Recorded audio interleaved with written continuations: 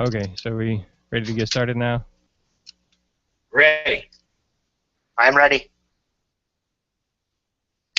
All right, here we go in 3, 2, 1. What's up, y'all? Welcome to the Sports Medicine Broadcast, episode 83. Actually, I changed the title. It was The Great Ice Fight, but Steve Kennelly decided he didn't want it to be a fight instead, so we changed it to Ice or Not to Ice. That is the discussion. So, welcome to episode 83, To Ice or Not to Ice. That is the discussion. Today is May 23rd, 2014. You already heard Steve Kennelly is one of my guests. He is the athletic trainer for the New York Giants. Josh Stone has been on a guest here before, and he is a bit of a controversial or a trouble starter here on Twitter and with some of his articles telling people they shouldn't use ice or shouldn't drink water. So we're going to hear some more about his ideas as we go out. So I am your host, Jeremy Jackson. I actually have some of my students here with me. They're going to be just helping with the recording and watching stuff, so I kind of pulled them out of class. But if you're watching the video, you can see Steve has his video working, and Josh is having to use his phone, so he doesn't have his video working. So you just see him running on the beach, whatever race he was running there. So, all right. If you want to join our conversation, sportsmedicinebroadcast.com, where you can find the live stream, and then using the hashtag TheSMB, I should be able to see it right here, or Marlon or Lorena or Brianna, one of them, hopefully will see that stuff. So again, sportsmedicinebroadcast.com. So without much further ado from there, Steve, why don't we start with you? Why don't you go ahead and tell us who you are, what you do? Okay, great.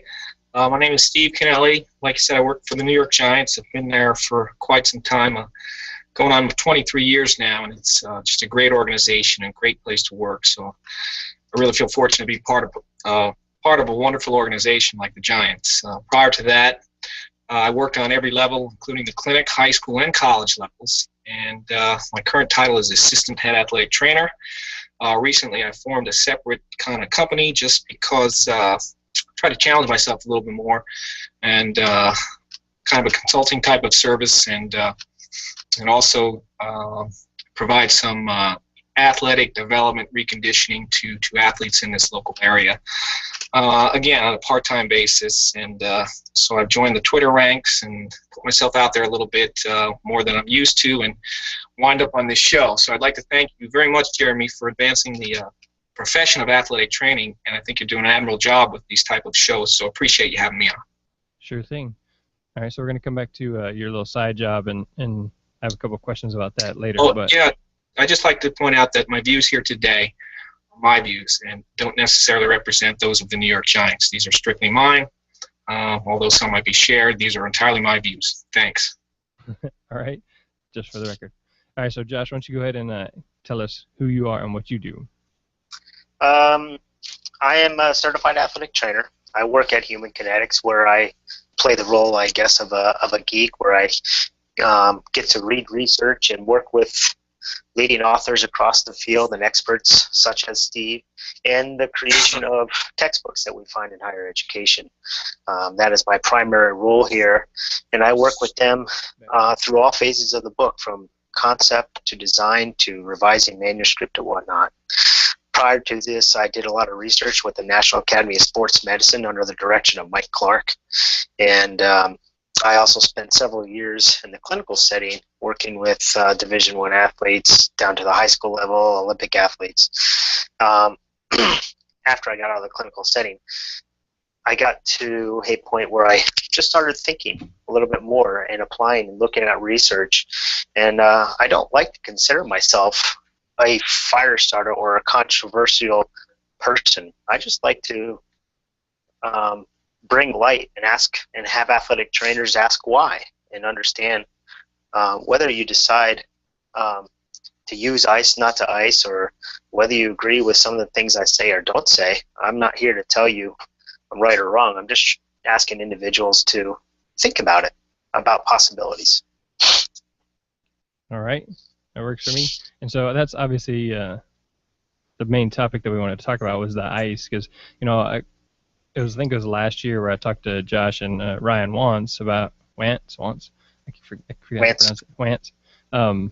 About using ice, and so that's kind of changed my philosophy about how often you should use ice and how long you should use ice and that kind of thing. And then I read Steve Kennelly, which he told me it's Kennelly, not Kennelly.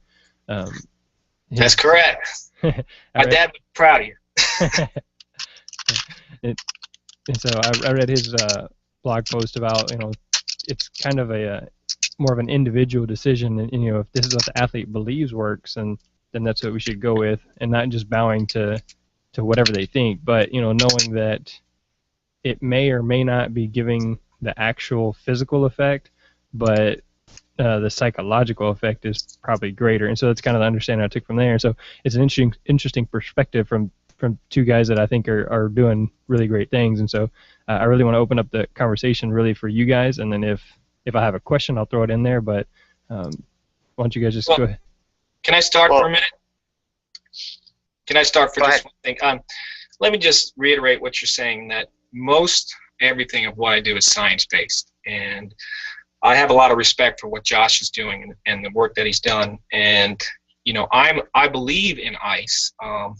And the research now is pointing in a different direction. And we have to respect that. And it doesn't mean that I can entirely want to give up ice. And as we speak, I'll reiterate. But I just want to, it's not just based on an athlete's decision. It's based on a lot of different things that go into it. One of them being, does the athlete feel it's beneficial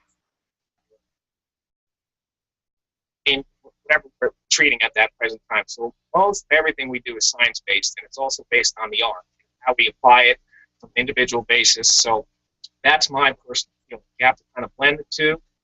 If it works for an individual, I'll go with it. If it doesn't, I'm not going to go with it. I'll second that. I think that the psychological aspect of an individual is very important. When you read the materials that I did and when I started the whole non-ice process, I chose one athlete that I could trust, that had full faith in what I was doing, and was tired of not getting better, and was willing to try something new and have an open mind about it. There's no way.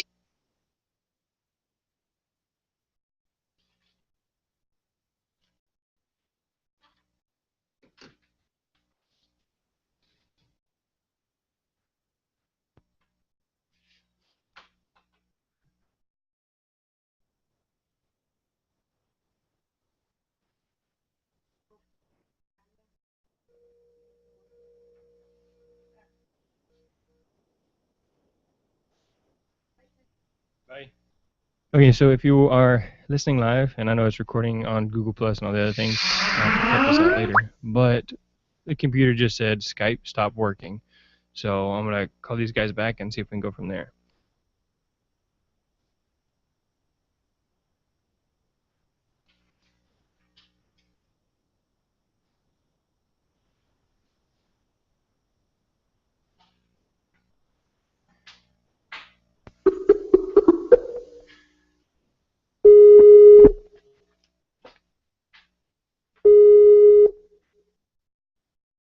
Hello?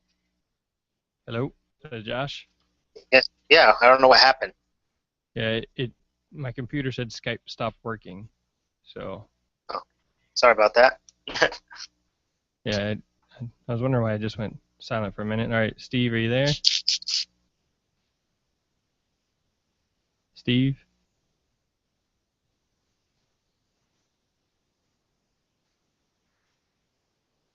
Uh-oh.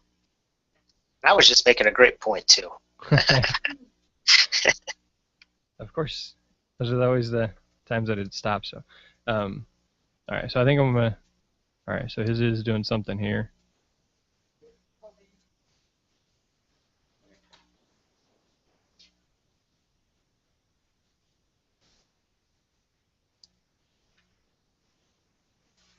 Are we back? Yeah. I'm here. All right. Yep. So. All right. So I think Josh can repeat what he said, because I think half of it I heard and then it cut out.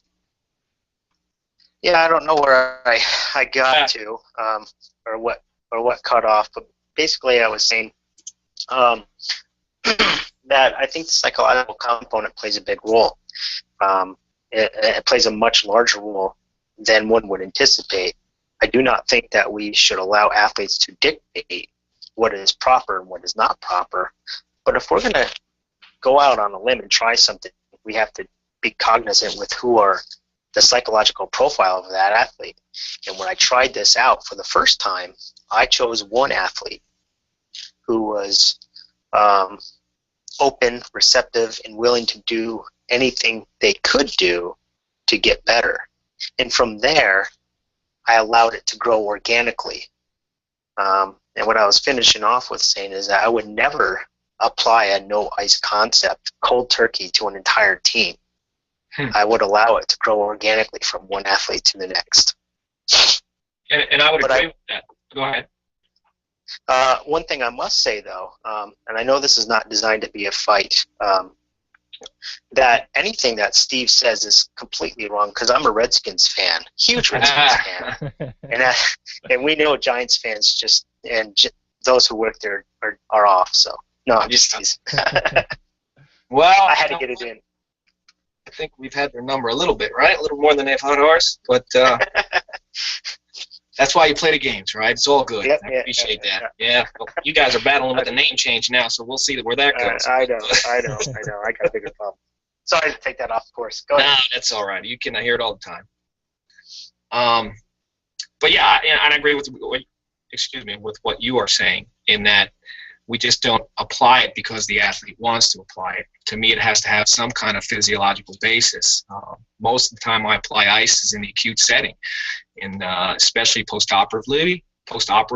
I mean, our guys come in post-ACL, and like I said in my article, and once we ice them, they seem to relax a little more. We're able to exercise them, get them on the bike, do straight leg raises, whatever it calls for. So it just seems in that component that it works. And I know the recent studies that Josh was pointing to, I still don't believe, there is concrete evidence there that says icing is bad for you. Yes, I know it may delay healing, but in the same sense, if we are taking away their pain, then providing them with some kind of range of motion or exercise program, we're doing them justice. Everything in life is about moderation. It's advantages, disadvantages of using whatever modality you want. But for me, I've always coupled ice with some form of exercise. And we talked about Craig Denninger before. Back in 1987, I was thinking he was preaching you just can't use ice as a standalone modality way back then. And I've always agreed with that. I don't use ice by itself. I combine it with compression, elevation, and exercise on a daily basis. So there's more to it than just ice. And I think we have to look in terms of how we use ice to get the athlete better. I agree with you 100%. A lot of the people that to me about ice. Now, one thing is I have not seen a lot of articles that say it is bad for you outside of the delay of healing, which could potentially be bad. But I have not seen several articles that show that it expedites healing or makes things better. I think that's where my question of why. I've always been a why guy. Well, why are we doing certain things? And that's one area where I always say, well, why? Why do we use it that much? Now, I've never tried the no ice post-operatively from a clinical standpoint. I've tried it on ankle sprains. In fact, I just tried it a couple weeks ago. I rolled my ankle. I'd say it was a grade 2 ankle sprain, and I didn't ice it. What I did was I did other modalities that we have to facilitate the removal of swelling, but allow inflammation to occur and decrease hypoxia. And my ankle is fine. It's 2 weeks later. I didn't apply any compression, didn't apply any ice, and I have no issues with it. But I've never, and I've tried it with other athletes as well, but I've never tried it post-operatively, nor have I seen any evidence to suggest that it helps. On the flip side, when we're talking post-operatively with regards to post ACL surgery, I have seen evidence that supports ice for arthrogenic muscle inhibition. However, that's the only area that I've seen the benefits of ice. But with the other areas, I have not seen benefits or negatives. Right. I guess my biggest question is of all the tools that we have in our toolbox, we use ice, and I would challenge you, Steve, to look at your treatment logs, and you would probably concur if you looked at your treatment logs of what athletes are receiving. I would say ice is still predominantly number one. I know it's certainly the case at institutions across the country, but I'm not sure about your particular institution. But when you look at the data, I mean, we're looking at ice being used 4 or 5 times more frequently than any other exercise modality, therapeutic program that we have in our arsenal. So I would expect if we're going to use it that much, that the research, that this is a miracle cure as much as we use it. My main reason for writing these articles is to say, is it really that good that we, every day after practice, have 30 ice bags going on our volleyball players or 30 ice bags going on our baseball athletes for tendinopathy? And that's where my question comes in. All right, well, I won't speak on what we do on a daily basis as far as ice treatments, but I will say from a personal philosophy that in general, I think athletic trainers do use too much ice, and I think they use it as a crutch. I've heard numerous players from various levels come up to me and say, put ice on it, right? Because that's what I'm always told to do. And, that upsets me because that means that athletic trainer, whoever they've had in the past, isn't doing their due diligence. I mean, and the worst case scenarios are the ones that say, sit on their desk and say, go get some ice and go make it yourself. And that I don't have much tolerance for.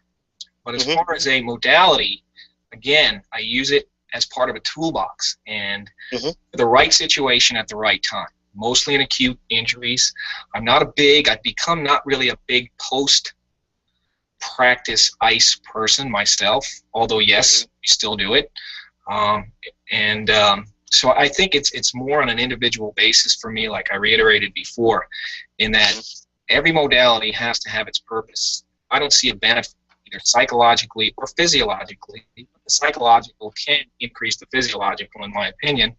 If that athlete feels where he's helping himself or herself, then yes, if I feel like it will do something in order to progress them in any way, shape, or form, I don't think ice is that, that much of a pariah or a bad type of modality. I haven't seen, like you said, any type of studies that have said that ice is not bad. Matter of fact, we talked about ACL. I just read something. I think it was just a pilot study by Mergier, I think, just came out this month that said basically that, I'll read it, dynamic intermittent compression combined with cryotherapy decreases analgesic drug requirements after ACL reconstruction and improves the post-operative recovery of range of motion, which is kind of what I found all along.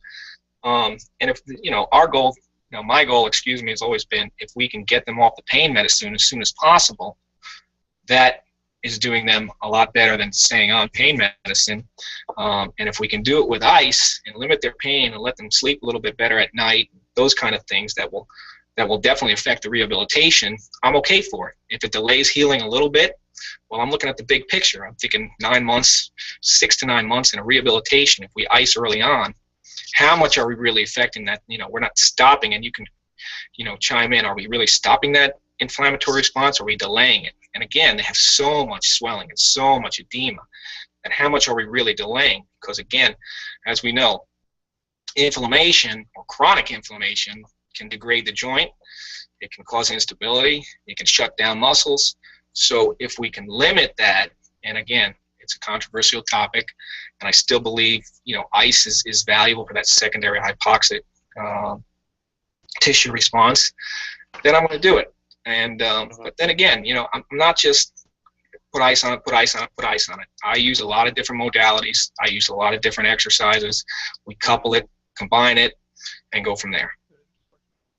I agree with you. I think we keep going back to the same thing that we both keep saying, which is using our toolbox that we have. We have a full arsenal, and I agree with you. I think we've become complacent where, you know what, let's put ice on it.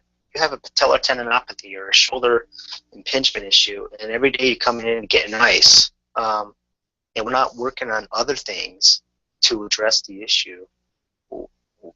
What benefit is that happening? If I've seen an athlete for 3 years now, and every day after practice they're continuing to get ice on that knee or that shoulder, we got to be doing something differently here. And with regards to the hypoxia and the other toolboxes, this is where my mindset comes in. You talked about, well, even if we have to delay it a little bit, in my opinion, I think there's a give and take there. I think that no doubt about it, ice resolves pain, but we also have many other modalities that help reduce pain, as well as exercises that can help reduce pain. And I think that we avoid utilizing those techniques to do it. And if it's a balance of, hey, is my goal to get swelling out of the area? Is it best to inhibit healing, or do we use many of our other tools, such as ankle pumps or some type of intermittent compression or some type of lymphatic drainage massage to help facilitate removal and lymphatic uptake? That's where I kind of come into play. And I really do think it is a case-by-case basis, just as you said. It really is a case-by-case basis. But the most important thing is, let's use all of our tools. If we have, and the problem is and I presented at the NATA about this, the problem is athletic trainers are stuck in a time crunch. In the traditional setting, you have 300 athletes, 200 athletes coming into your clinic at the same exact time, 10, 20 minutes, 30 minutes before practice. And then right after practice, they want to get in, get out, and go on their way. So we, as athletic trainers, are stuck with, okay, what can I do in this 15 minutes? And unfortunately, we resort to heat, stim, and ice. And I don't know if we're fixing the problem in that case, when I think we're just kind of putting on a temporary Band-Aid because we don't have the time to do anything else. And I think we have to be inventive and manage our time to fix the problem. And I agree with you. I mean, one of our players, I just worked with him the past few weeks here on a lateral meniscectomy. And, we discontinued ice, I think, after the first week or so. And he did well. So when he comes in, we just start right with the warm-up. So I agree with it's very, very individualistic. Now, I did another one back in January, one of our players, and he felt the ice helped him a lot more, and their rehabs were very similar. They both had very good rehabs, and so I think part of it is their protoplasm, and they have the good genes, and they healed well, and they came around quick, and they did very well. So where you have other cases where that swelling and that inflammation seems to linger. So I mean, if we can reduce that amount of swelling, or overnight with compression or game ready or something, that I'm all for it. If that person sees some progress the next day, that's okay. And that's what I'm saying is everybody needs, I agree with you, and we treat and we rehab on an individual basis. Every situation, person, position, all the parameters need to be considered and map out that plan. So I think we're in agreement with that. What I want to ask you is that as far as ice delaying or limiting inflammation or slowing down the healing rate, how many studies have you come across? Is it just the one that Dr. Merkin? Because I tried to look it up, and I just saw the one with Dr. Merkin as far as the what was the IDF, and is that what it? The insulin growth factor. Yeah, IGF. My bad. Yeah. I haven't, and that was done on mice.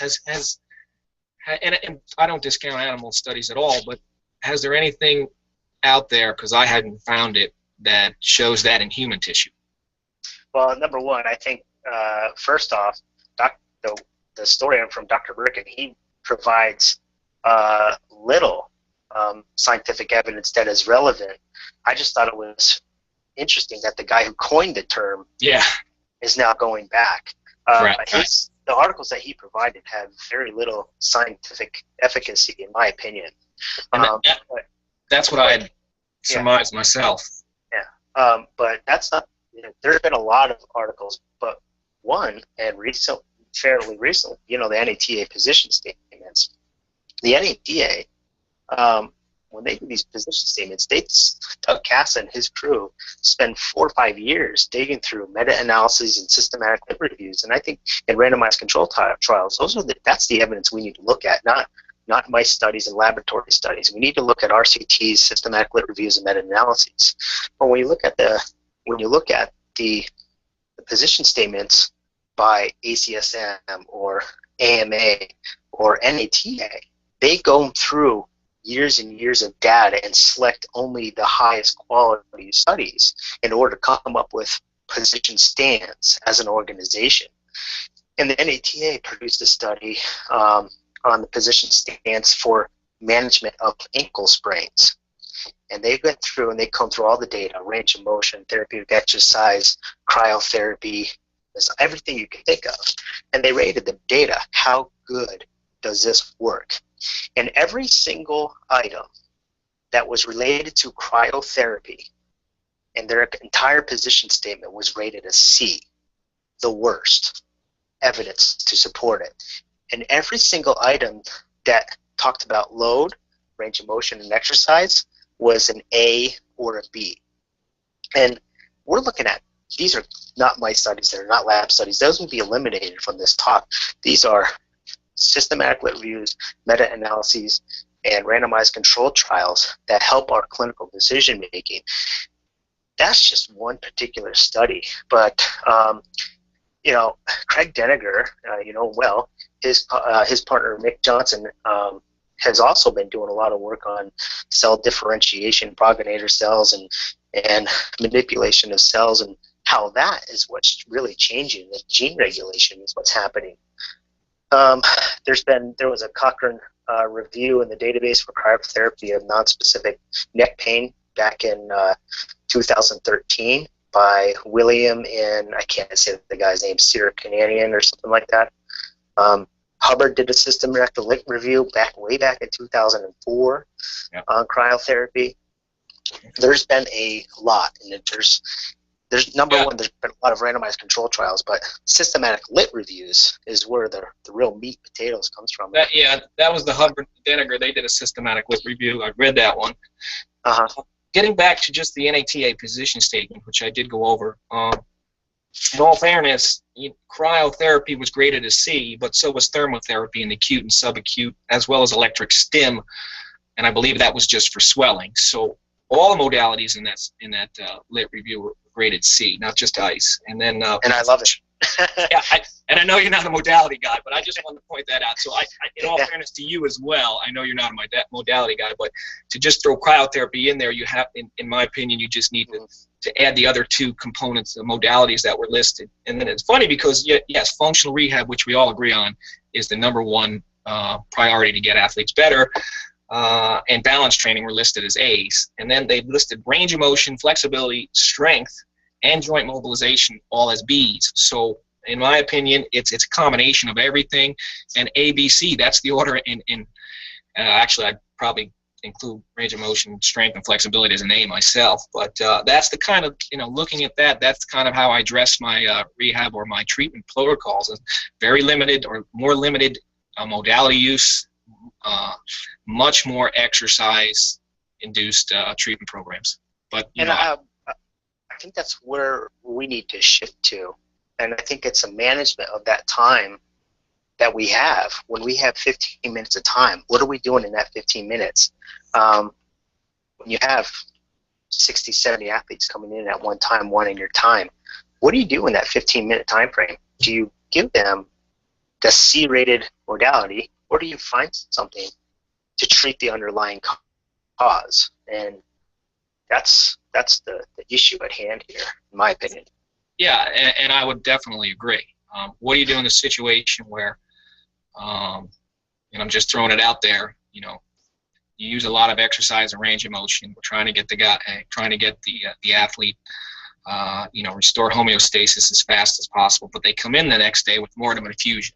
Then what is your plan? Do you use any modalities, or do you still continue to put them on the bike or something less stressful to the joint or the injured tissue? How do you attack that? Well, I would revise what I did the day before. What did I do the previous day that caused significant or I guess what increased I'm asking, infusion? yeah, what do you do for recovery? Do you use any modalities for recovery? I would probably use modalities for recovery, but to just say which one and to say one as a global, right. Which one would I use? I couldn't say that. I think it would be a case-by-case basis. Right. It would most likely, majority of the time, it would be some type of manual therapy. I might choose some type of biophysical modality, but I would say way down at the bottom of that list of my priority would be ice, because I don't think ice is going to help take infusion and reduce it. I don't think heat will get in there into a knee joint and reduce fusion and help force the fusion out. Those would be near the bottom. Right. And I would agree. Only if they came in, not feeling well, I think I would use ice for pain control. I think I would use massage to move the tissue, and I think I would use active release technique or some type of soft tissue work as well, and see how they are. So I'm in agreement with that. Only I think I'd put a little more emphasis on modality aspect in the initial treatment than you would. And again, it all comes down to individual. What's going to work for that individual? And I think a lot of athletic trainers get lost in that, as you said before. They're quick to hit the ice stim and elevation or whatever, as opposed to if we have 15 minutes, all right, let's go in the back, let's work on some range of motion, let's work on strength and stability, and then go to practice. So I'm in agreement with that. But again, we might have an athlete say, I need 5 minutes ultrasound before I go to practice. And I don't think 5 minutes ultrasound is going to hurt anyone. Let's do 5 minutes ultrasound. So, again, it's an individual basis, but I don't think we're harming the athlete by using modality prior to practice. I would prefer heat prior to practice, and mostly we do use heat as a modality prior to practice, in addition to some form of exercise to get that athlete ready for practice. Jeremy, I think the interesting thing here, if you just sifted through everything we just said, number one, there's a benefit to evidence-based practice in athletic training and our new requirements by the BOC to have evidence-based practice, because it's going to force us to change the way we think and look at things so that we're not getting stuck in these old anecdotal habits. But the key point is data and research and clinical experience. The beauty about medicine, healthcare, physical therapy is that we've had our time to work on certain things and know what works best from our perspective. And I don't think that anybody who's listening to this should take this away and say ice is the only way to go, or I should never ice. You're a professional, you're board certified, and you should take the opportunity to see what works best for you. And I don't think there's ever been a clinical situation that I've worked in where I did the same exact thing as my peers. I would learn something from them, I might work, and they would do something completely different. I just did an article the other day on pelvic upslip and anterior nominate and active release and positional release on that type of material and muscle energy, and I had a lot of people, it just doesn't work. Okay, that's good. That doesn't work for you. There's evidence to go both ways, and it works for me. And I think that's the most important thing here, is to just don't fall into these lines of just doing this whole monotonous thing day after day. Evidence-based practice will help us change our mind and help us become better clinical decision makers and not just do things. I would agree, and I think what you made a good point initially in that it comes down to the science, which you always have to respect, and it comes down to experience and how you've handled and dealt with athletes over the years. And I think I'm a much better clinician now than I was 10, 20 years ago. And I put a lot of time and effort into it. Early in my career, I wasn't as good as a clinician, but I worked hard at it. And now it's become a passion of mine. And again, it's combining, the good clinicians know how to combine the science, the art, and the experience and their experience and do it which is best for the athlete. And ice is, yes, it's a component of your toolbox, as is a lot of different things. And like we say, it's a piece of the puzzle. If we can figure out what works best for this individual athlete, we're going to, work on putting the pieces of that puzzle together, whether it's active release, whether it's acupuncture, whether it's ice, whether it's exercise. I mean, we're going to explore a lot of different modalities and exercise techniques, all within the realms of, all within the, the confines of the healing environment. But at the same time, we need to stress the tissue in order to build muscle strength and function again. So I think it's the combination. Like, people just look at it and say, well, is ice good or bad? And to me, it depends. Depends on the individual. It depends on a lot of other factors. So I like that point. It's science, experience, and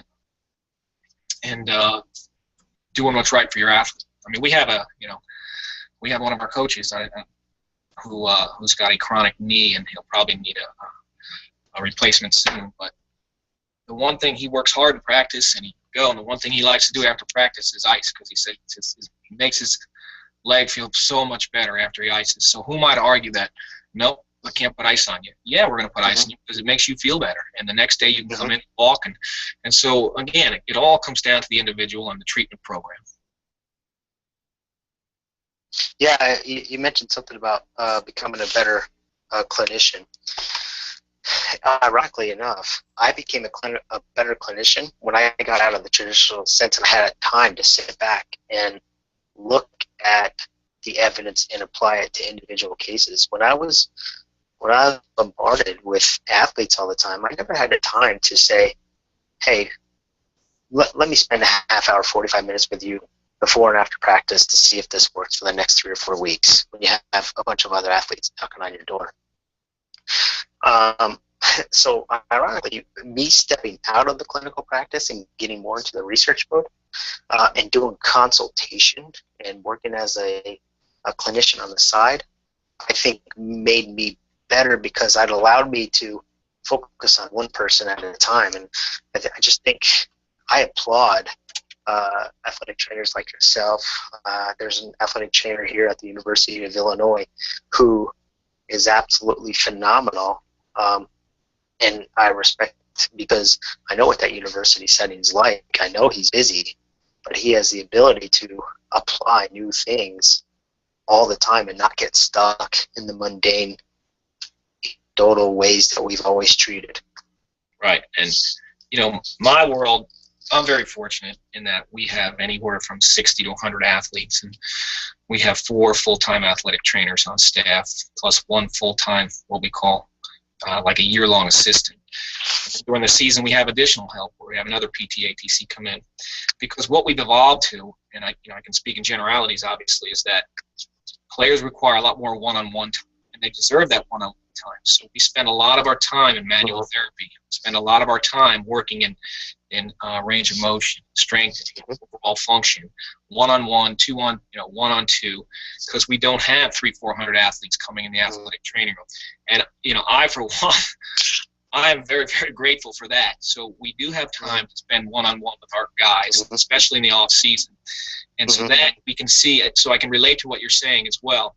And if we were in a university or high school setting, where a lot of those high schools, they're just doing triage, and they don't have the time because they're covering every event, and they're trying to get the athletes ready for practice. It doesn't mean they can't do a better job in terms of treatment and rehabilitation. But I remember when I was a high school athletic trainer, I would go to football practice almost daily and have all the athletes that were out with me. And this was back in late 80s or early 90s, and we do some on-field work with all of our athletes when practice started. So I think it's all how you approach it. I think it's all how you set up your system to work what's best for you.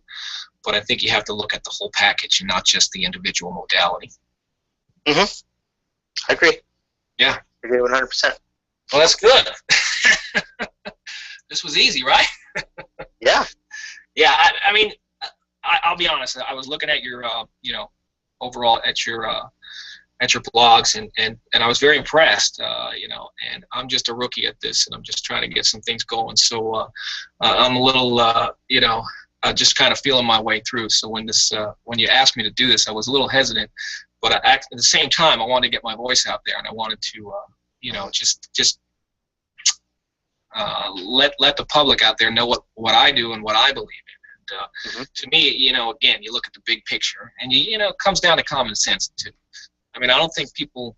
I see a lot of athletic trainers, for whatever reason, don't use a lot of common sense. And if you just work with the athlete or athletes on an individual basis, you can do right by them. So you just put the human element into it, and I think a lot of times that's lacking. Yeah, I think it's interesting. We talk about this in our setting, but this same issue affects physicians. You go to one physiatrist, and they're going to treat you a completely different way from another physiatrist. You go to one orthopedic surgeon, and they're going to do something completely different treatment-wise, whether medication or their therapeutic exercises that and modalities that they prescribe. They're going to be completely different. And then you look at, how is it possible that we in Western medicine are completely different than traditional Chinese medicine? That medicine has been around for much, much longer. It works very, very well, or otherwise Western medicine would be over there, and we wouldn't have acupuncture and Chinese herbalist shops opening up here in the States. But their whole philosophy is to promote inflammatory response in a lot of areas. So I think it's interesting how we can have two medical disciplines that are completely polar opposites, but yet they both work. So it just makes me wonder, if how is that possible, and how do we know which one is better? Well, I think part of it may have to do with modern day sports, and that the emphasis of winning now. We're always looking for shortcuts on how to get the athlete from points A to B, the fastest possible time. But as we all know, it's nearly impossible or impossible to speed up the healing process. We can optimize it. So I think that factors in. It's a lot of pressure in all sports, not just professional, college, high school, and unfortunately now youth, which is totally ridiculous. But that's a subject for another day. But so it comes down to where we've evolved to as a society, where we've evolved to in terms of sports, and I think our treatment regimens have put ice on it, that numbs it, go back to play. And is that right? No. But unfortunately, we've come down to it, and it's practiced widely. So I think we're looking for the quick fix, and pain control, obviously to me is always our number one priority. We need to control that pain before we can advance to anything else. But are we, putting the athlete at risk? Well, that's another question for another day. But, it's by your athlete. We had. I was overseas with our volleyball team. We played the Swiss national team our very first time there, and it was my first time there. Somebody got injured, and I asked for ice, and they looked at me like I had three eyes. Now this is the Swiss national team, and they too are competitive. They want to get their athletes back out there. They look like I was crazy. They don't even use ice in their water. Yeah, I mean, I agree, and we've spent some time in Europe as well. I was in the World League of American Football way back when. Giants played over there, and you run into similar issues in that nobody has ice machines the size of the ice machines in the United States. They look at you like, you need how many pounds of ice? So, but again, I think there's a role for ice in athletic training in the treatment of individual athletes now. So I won't discount it, but I'm looking at the literature and pay a little more attention to it. Hopefully there'll be some more good research coming out. Again, we work with some of the greatest physicians, in my opinion, in the world as far as orthopods, and they're always looking for, they're always looking at the research and performing their own research. So I weigh heavily on that, and it's served me well over the years. I've been fortunate to work with these individuals, so I have a lot of respect for you and what you've been doing, and obviously working at a place like Human Kinetics, it certainly expands your knowledge. So just keep up the good work, and there's a role and there's a place for most modalities, and it's just based on your philosophy and your individual treatment program. Josh, are you still there? It's shown that there was a problem with the call, so I think it may have dropped Josh, so you might not have heard your whole compliment to him there, Steve. Well, his loss. No, no, just kidding. Yeah, if you can get him back, we can hammer out some more stuff, whatever you want to do.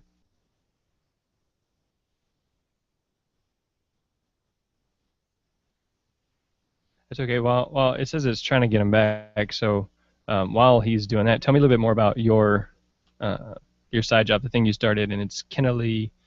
Oh, come on now. You got to get that last name right. See, look, there you go. I was even talking with my wife about it. I was like, I was like, I don't know if he's from New York, but Kennelly sounds like something to be down south, and Kennelly sounds to me something to be like more northern pronunciation. Yeah. Well, it's more. Most people, when I say Kennelly, think it's an Italian name, but it's an Irish name. And my dad, who passed away last year, he was big on I even told a little story when at the wake, and he was adamant on getting the name right. Me, I would not be as diligent in correcting people, but I think since he passed, now I correct most people. So yes, it's Kennelly, Steve Kennelly, and anyway, I started this business, number one. I felt like I needed a different kind of challenge. I've been with the Giants 23 years, and don't get me wrong, that's a great challenge, and I really, truly love what I do there, and will continue to do what I do there. But I had a son who, he's in his first year of college now. And while he was growing up, I had the opportunity to coach, and I had the opportunity to kind of be a strength coach for him well. And it hit me that a lot of people don't know how to get athletes better and what to do when they're injured, nor do they know how to prepare themselves, from a strength and conditioning standpoint. So I said, I can do more for these kids. I can do more for myself. And it took a long time for me just to kind of pull the trigger on it. And I finally got the Giants' permission to do this on a part-time basis. And so I started, I think I had my first blog post after I got it was in February. So I'm kind of in the infancy, and right now I'm just kind of trying to build an online presence a little bit. I haven't really pursued the other aspects of it because of time crunches, but eventually, I want to grow it to a little bit better and bigger, and just to have a voice out there, because I think there needs to be more voices as far as from an athletic training standpoint, as well as a strength and conditioning standpoint. And to do right by these athletes, and try to help them make good decisions, and assist coaches in making good decisions when it comes to health and wellness. So that's probably why I started it. And again, it's been a challenge. It's been a challenge myself, and I found myself a little bit more involved in research and things like this now. Whereas, so I've become a better clinician for it as well, or a better professional, so to speak. And we'll see where it grows. Again, it's just I'm not interested in doing anything past a part-time basis now, because I love my job at the Giants too much and don't want to jeopardize that. So that's my primary focus, but I would like to build this as well. How do you feel that that's been received? Well, I think it's a slow-going process, and I don't think anything happens overnight. So it's building. The interesting thing is it builds a little more each week. Not a lot, but that's good. So, a matter of fact, I would like to, I was going to ask Josh for some tips. I think he's got so many followers, and obviously his ice has sparked a lot of controversy, and he's had a lot of comments. But to me, it's just I'm not on a I'm not on a time constraint here. see how I build it. We'll see how it goes. I'll continue to voice my opinions and voice what I believe is right, and see what happens. So it's been fun, and it's been a challenge, and I'll continue to do it. And if it doesn't go so well, so be it. But so far it's been a pretty good response. So we'll keep going. Yeah, I know that. I think I talked to Josh right after he had the initial post about ice, and he said something. I think he said 13,000 hits on the blog post about the ice, and so Wow. and that's part of the reason that I title that the way I did, because. Oh, I don't mind. I mean, I was just teasing anyway, because your first tweet was basically, let's have a nice discussion, only a discussion, and then the next thing was, here's the fight. So I got a chuckle out of it. I was telling the guys at work, oh my gosh, what's going on here? But anyway, it's all in fun, and obviously it's good for the athletic training. It's good to promote. Again, that's kind of why I'm doing this too. I honestly do feel athletic trainers need to take more of a performance enhancement approach to their overall treatment regime. I think a lot of times they hand off to the strength and conditioning coach a little bit too early. We need to follow up on what we do and be a little bit, I wouldn't say more of a professional, but just go beyond the scope of just when they're ready to go to strength and conditioning, just hold on to them and take them start to finish. But I'm speaking in generalities, not individual specifics. So, so that's part of the reason to give a voice to athletic trainers as well. Yeah, I know. How did you find me? Twitter recommended. Ha! I think just because we're athletic trainers, so we kind of follow the same people. Yeah. See, I'm kind of quiet and reserved by nature, so it was a lot for me to go on Twitter and Facebook, but I've really enjoyed it, and I think it's a great medium for spreading the word. So that's something that in the past I'd say, I'm not going, Twitter, forget that. And then, you open your eyes a little bit more. It's the same thing with learning, and once I jumped on board, I said, wow, I've been missing a really good, platform for a long time here. And so it doesn't matter when you start, but, as long as you start. So I was glad I jumped on board. And, I've seen a lot more people, met a lot more people, or converged with a lot more people since I started in February, I believe. Yeah, and I get a lot of information from Twitter. I mean, obviously, I've never met Josh. This is the second time I've spoken with him, but we interact a good bit on Twitter. And just like you guys were saying, I feel that I'm better at what I do because of things that I see on Twitter. Because otherwise, I'm stuck here in the athletic training room, and it's just me and Bill. He's been here for a long time. I'm relatively new, but we don't get outside of this much, except for now we have Twitter, and now I have the podcast. So each week I'm learning something. So it's really good to hear from you guys that are always learning something new. So yeah, and what you're doing again, is really great. I mean, I listen to a lot of podcasts, but there's not many athletic training podcasts, or if there are, I haven't found them. So maybe you can enlighten me. And so I think we need a little more podcasts. I mean, if you look at the strength and conditioning world, there's a lot of good ones. I mean, there's some very intelligent people out there that I've learned a lot from podcasts. So, and the same thing with Twitter. I mean, I'm trying to keep up with all the good information on Twitter. There's not enough time in the day. So, yeah, I found Twitter to be similar like you. And so I'm glad you started this podcast. I looked at your website. So, I mean, you should be applauded for again, doing something, giving back to the profession, so to speak. Yeah, like I said, I've learned a lot, and I meet a lot of cool people, because otherwise you and I probably would have never talked. I don't think so. And so, I mean, unless I met you at the NATA.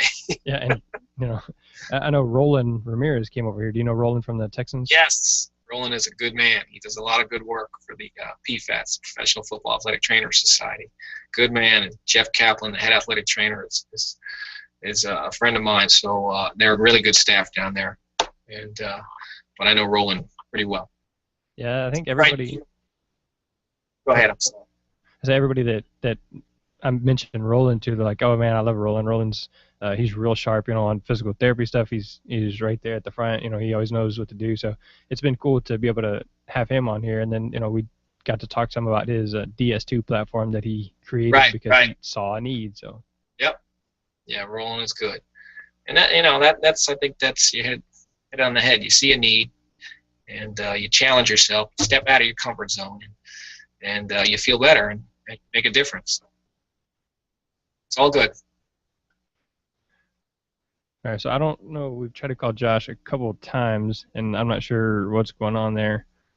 Maybe his phone died or something. But that's okay. We can go on without him, I guess. Yeah, it was really interesting to hear both of you talking a lot about studies, and I saw that you have stuff that I guess you printed out so that it was easy for you to look at and reference. But, right. Well, I think in something like this, it's important to do your homework a little bit. So, I thought all in all that Josh and I would agree on most things, and that's pretty much what happened. And getting back to the whole ice, I just think there's a place for it, and it sounds like he thinks that way too. You just can't discount what a modality that's been used for a long, long time, and people, use it because it makes them feel better, or it decreases swelling, or whatever it may be. I just don't think you can throw it out saying nope, doesn't work, or it's bad for you. And again, I haven't seen any of these studies that say it's bad. Icing is bad. The worst it seems like it does is delay healing. But sometimes you can get benefit from ice and overcome that delay by allowing them to exercise when you wouldn't because of pains. Pluses and minuses to everything we do. Yeah, I think I said it before. I really appreciate how whenever your blog post, it's simple enough, like it's solid, but it's simple enough for me to understand, because you guys were talking about all these studies and honestly using words that I don't really know what you were talking about. I mean, maybe just because I was trying to type them in, but so there's some of those things that are really just over my head, and it's easy for somebody like Josh loves editing, and so he loves words, and so it's easy for him to get big words and to put them in there and to use them. But for me, it's kind of like, let's make this a little bit simpler. So whenever I read your blog post, it's really simple. Just, hey. So you're saying I'm a simple guy, huh? No. I'm saying you communicate well to simple people like me. Yeah. No. Well, here's the deal. I do think Josh. Yeah, he's very well spoken, and where I take a more of approach. Why you said, everything is more basic, everything is more common sense, everything is more simple to me. That's how I see things. And, if I read Josh's blogs, I got to read them 2 or 3 times myself. So to me, you have to just, take a simple approach, use the basics, start with the foundation, building the foundation, and progress from there. It's, treating athletic injuries in and of itself is not that difficult. You need to listen to your athlete. You need to pay attention to the parameters, the healing parameters, and you need to progress accordingly. So if you do all those 3, you'll get that athlete better. And it's not that complicated, yet you just need to use a little common sense. Yeah, and then a lot of things y'all were talking about were like functional movements, and so I know, I don't even know who his name is, but it's S. Lorio ATC on Twitter was saying something about before anybody gets taped that they have to do these exercises, and so I just started doing that. I haven't even printed up the thing. I just wrote it on the board, but just the concept of, no, let's just come in and tape you. No, I don't mind taping you if you're doing something to get better, and so. Right, and it goes again. It all goes back to your specific situation. We're in a very good situation where we will tape anyone who comes in who wants to be taped. To me, it's a personal choice, like I said, and for those that want to read it, they can go back. But we don't really have individual ankle programs for the preventative type of aspect of that. If you want to get taped, that's fine, and we will tape you because we have the manpower and we have the time to do it. But again, a lot of these high schools, when I worked in high school, I remember I had a line out the door of people waiting in line to get taped. I think back then we taped a lot more athletes on the high school level than they do now. But a better approach, like I said, is if you don't have the time, is to do it's to give them a quick exercise program like Steve was doing, or yourself, and that might be more beneficial than applying some kind of tape. But again, it all goes back to your particular situation and philosophy and belief. Yeah, and at first I was like, I don't want to tape anybody because we're wasting tape, with limited budget. But then I'm like, I have student athletic trainers that need to learn how to tape, so I'll let anybody get taped as long as they're doing it. But then now I can do a little bit more and say, yes, I'll let anybody get taped as long as you're doing something to get better anyways. So correct. And all our guys participate in strength and conditioning programs. We have mandatory obviously strength time or whatever. And so again, you just look at the entire situation, and you look at your individual situation, and make some decisions based on what you believe and what you can handle. Not too difficult. Sorry, Josh was tweeting me saying he's listening, and he doesn't know why it's not letting him back in and out. So, Josh, if you're listening, you may try and sign out there and then sign back in. I'm not a Skype expert. I just know that when it works, and it doesn't. So, sorry if I was a little distracted there. No. Is it working? No. Okay. All right, so what else do you have for me, Mr. Kennelly? Well, tell me. I mean,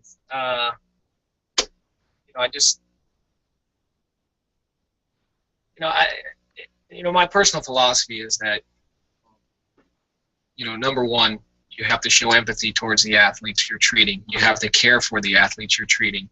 You have to do the right thing by your athlete. And, how do we do it? It's all based on your approach. It's all based on your philosophy. And if you have a solid basic foundation, you're off to a great start. So if you stick with the basics, I think too many people look at everything on the internet, say, got to do this, this, this, and this. I mean, my treatment programs are pretty basic, but we build that foundation and we go from there. So I think instead of looking at how many different things you can do with your athlete, you want to look at how many things can you do to make that athlete better on the field or the court. And it's not really a question of quantity, it's more of a question of quality, because the athletes in this day and age get pulled in 17 different directions between meetings and other sports. But we build that foundation and we go from there. So I think instead of looking at... All right, Steve, can you hear me? Yep. Look at how many things can you do to make that athlete better on the field. Steve, can you hear me, Steve? I think what just happened is I answered Josh's call and it kicked Steve off. Oh, come on. So let me see if I can add you to this call.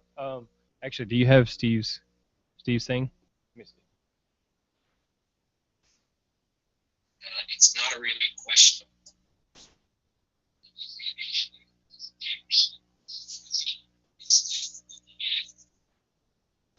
Steve, can you hear me?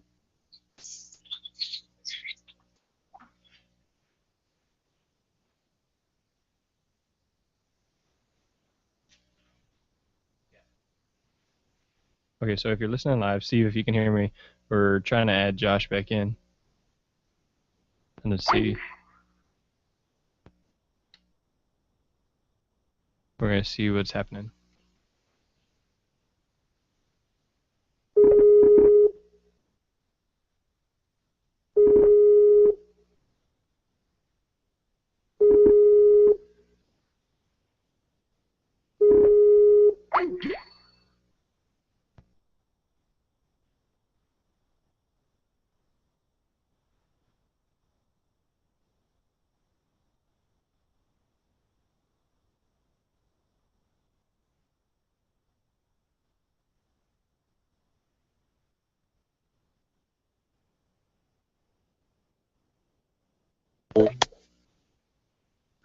You're back. I think so. All right, so apparently there's call waiting on Skype, and I just didn't know how to switch back. So Josh called in, and we answered it thinking it would jump into this call. Right. But I guess I have to add him in, and so I didn't know how to get back to you to tell you that we had switched to Josh. And anyway, so we're gonna try and call him again just one more time. But I'm sorry if I cut you off on that last. No, I just said you put me on hold. It's fine. Oh, okay. I think I've spoken too much anyway. It's time to listen to Josh. All right, so see if we can add him. All right, so Brianna's working hard over there to try and add Josh in. So Jeremy, let's hear a little about your background.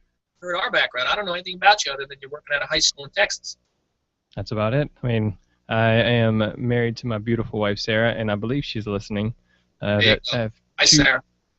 I have 2 young boys, one that's 4, one that's 2, or they will be this summer, and then we have one on the way, so we'll have 3. Oh, congratulations. Thank you. I have my 3 myself. You have 3 yourself? I know you said you have a boy in college. How old? I mean, is he the oldest, or? He's the oldest. He's a freshman at Gettysburg College, and then I have a freshman in high school and a 6th grader. Oh, nice. 2 girls and a boy. Boy followed up with 2 girls. Gotcha. They're all unique, and they're all special in their own way. Very cool. And so, I mean, other than that, I'm an athletic trainer. This is my 10th year in the profession as overall.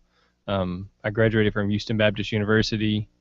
That's where I did my internship with the Texans for 1 summer. Oh, okay. And then that was before Roland got there, though. It was still when it was Tom Colt, Kevin Bestine, and those are my guys right there. Yeah. Yeah, Kevin's back in. He's with the Lions now. Right. Tom Colt, I want to know what he's doing. He's a good man. Yeah. So, yeah, I know Kevin just went back with the Lions because he was actually the head of the Memorial Hermann Sports Medicine Group, which is right here in Houston. So. Yeah. But Tom, I worked with way back in the World League of American Football back in 91 and 92. And I got to know Tom pretty well, just a good man. So, yeah, that was a while ago, yeah. Yeah, that was their 2nd season, so, that was before I graduated. Right. Worked in a different high school for 3 years and then came here because this is where we bought a house and my wife got a job in this area, so I came over here. And actually, for my first 3 years here, I was teaching biology and doing the athletic training, so the majority of my day was spent teaching science or grading science lessons or preparing for science. And then I would come here and do this stuff after school. And so in the other athletic trainer, Bill, he was teaching math, and so most of our efforts were spent there rather than in athletic training. But across our district, they mandated that the athletic trainers only teach sports medicine. So here at Pasadena, what that looks like is we have 1st period athletics, we have 4th period and 7th period athletics, and during those times we also teach sports medicine. And so it's really gives me a lot more time to set this stuff up, to take care of concussion stuff, to create the mass CPR trainings that we do, to go interview student athletic trainers. And so our school district has really done a phenomenal job of supporting what we do as athletic trainers. And so our job has changed a lot. And like you said, getting better, well, before I didn't have time to get better. I just had enough time to get by. And so now I feel like we're getting better with everything we do. And so it's been really cool over the last few years, and then especially with talking to people like you doing this podcast, I just continually get better. So. Well, I know Texas has always traditionally been a good place for a high school athletic trainer, and New Jersey actually is leading the charge too. There's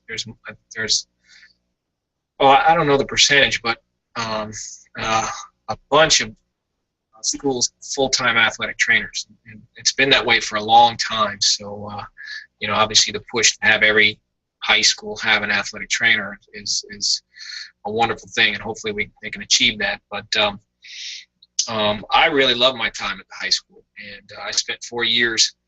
I was actually a clinic high school athletic trainer, so I started out at my boss, Ronnie Barnes, at the Giants, who's been there 35 years or so.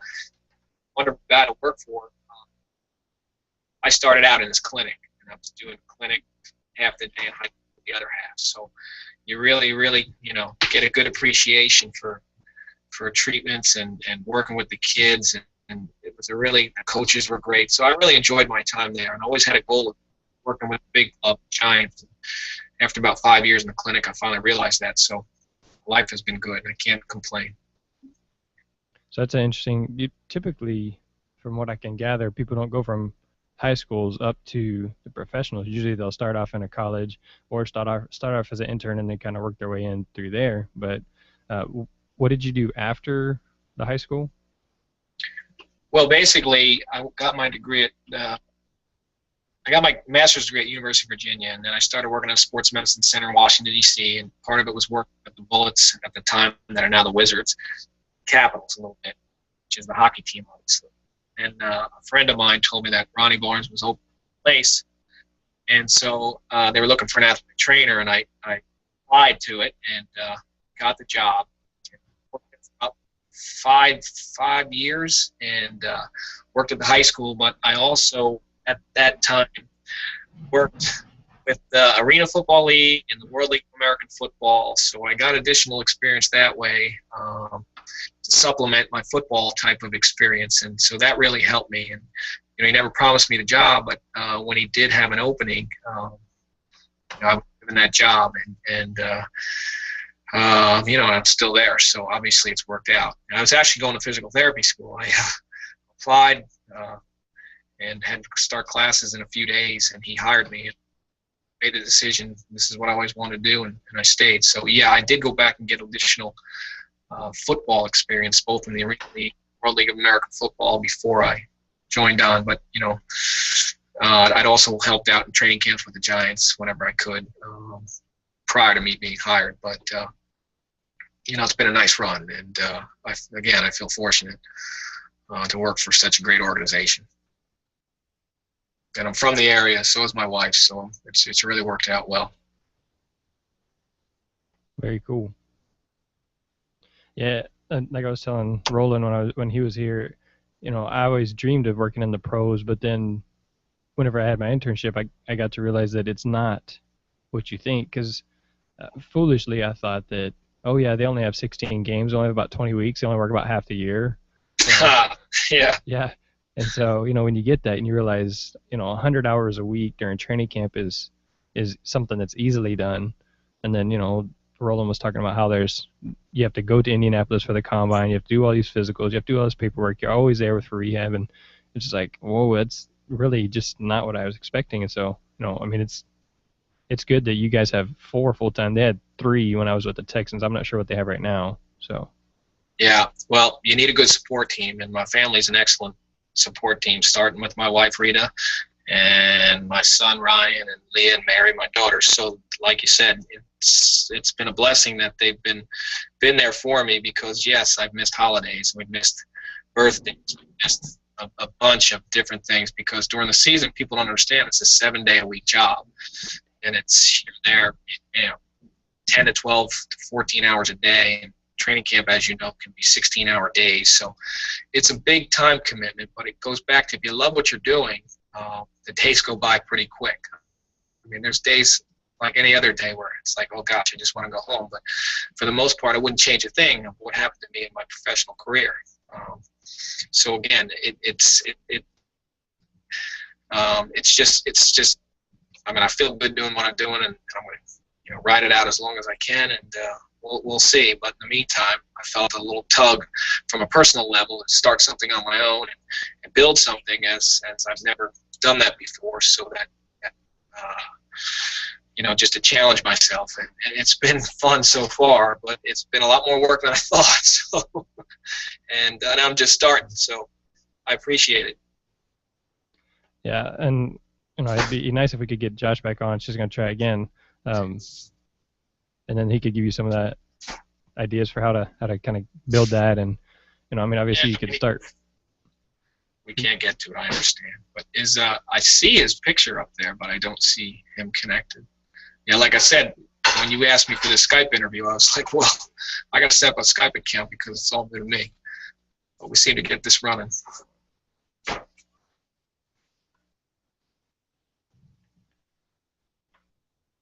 Boom, he's coming back. Oh no, that's the wrong one.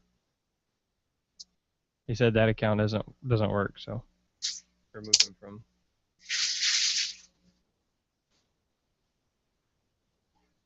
So I mean, honestly, with the podcast, one of the biggest ways for me is through Twitter. But then, like whenever I talk to people like you, if you enjoyed it, then you recommend somebody and say, hey, maybe this is a good idea for you to go talk to, and if you didn't, then hopefully you're just not bad mouthing it, but you never know.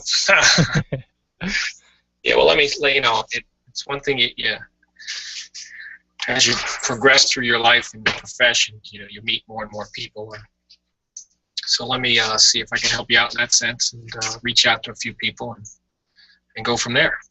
And then hopefully people are listening here, and then they hear about Steve Kennelly Athletics. No, it's. Come on now, I said it twice. I know. It's Kennelly Athletics. There you go. Kennelly Athletics, right? Correct. Yeah. That's when I was trying to figure out what to call it, I figured, well, I'm an athletic trainer, and I do athletic rehabilitation, athletic reconditioning, also athletic development. So there you have it, at Kennelly Athletics. All right, so they're Kennelly Athletics. I'll have the link to that in the show notes there, and hopefully I'll put a few more hits. Yeah, and so just working together. I had another question, but I think Josh had to go back to work. Maybe. Oh yeah, that's a question. How did you get a day off today? Well, you know what? The New York Giants were good to the entire organization and decided to take Friday through Monday off. So we were off Friday, Saturday, Sunday, and Monday for Memorial Day, which is kind of unheard of, but very nice. So yeah, when you said the 23rd, I looked in the calendar and said, well, that's an off day, so that's easy. So that's how you have it. We can only have X amount of days with the players anyway in the off season with the new collective bargaining agreements. So looking at the calendar, that's was beneficial for everyone. We're right at that point in the off season program too, where I think the break is a welcome for recovery and regroup on it next week and hit it. We'll move to our OTA schedules and get it going from there. So it came at a nice time. Very cool. You got big plans? No, us athletic trainers, we just like to hang around and spend time with my family. That's the biggest thing. Yeah, for sure. I mean, we might do a day trip here or there, but the biggest thing is getting. We don't see that family time often. Even in the off season, it gets tough. So take advantage of the time while we have it. Okay, so Josh said he's still listening, but he does have to go back to work. So there you go. I figured that. So, well, maybe we'll have to. Maybe it's just meant to be that way. We'll end it here, and we'll do this again sometime. Well, I appreciate you having me on the show, Jeremy. It was enlightening to speak to Josh and yourself. So, thank you very much. And if you need me again, just give me a shout, and I'll see what I can do to help you. All right. Well, thanks for being so responsive there on Twitter, and welcome to Twitter. And really, again, I appreciate you making the time to come over here, and I know you tried about 4 different times to call and make this work. So just the extra effort on your part to. Well, when you commit to something, you commit to it. So I didn't want to leave you hanging. All right. Well, enjoy your weekend off with your family and get some much needed rest. Thanks very much. Take care. Thanks. All right. Bye now. Bye. Don't stop recording. All right, so that's the Sports Medicine Broadcast, episode 83, with lots of different interruptions. It's to ice or not to ice. So we had Steve Kennelly, athletic trainer from the New York Giants. His website is KennellyAthletics.com. And then you have Joshua Stone. His is StoneAthleticMedicine.com. So you can check out either of those guys. There was really great conversation between them, and it was even better because I didn't have to say anything for a while. I think probably about 30 minutes where I just sat back and listened. So again, you can always check us out, sportsmedicinebroadcast.com. Again, sportsmedicinebroadcast.com, and I'll put links to both of those guys' website there. And if you ever listen live, you can use hashtag TheSMB on Twitter, and I should be able to see that and ask your questions live. You can get CEUs through ghats.org. So becoming a member of GHATS, about $20 a year, and you can get CEUs for each of these podcasts. And then all the details are there on the website. So again, ours is sportsmedicinebroadcast.com. Mr. Kennelly is KennellyAthletics.com. Josh Stone is StoneAthleticMedicine.com. And then ghats.org is how you can get the CEUs. So for Jeremy, the sports medicine kids that stayed here to help out, their mics are all off. Mr. Kennelly and Josh Stone, that's a wrap. now, stuff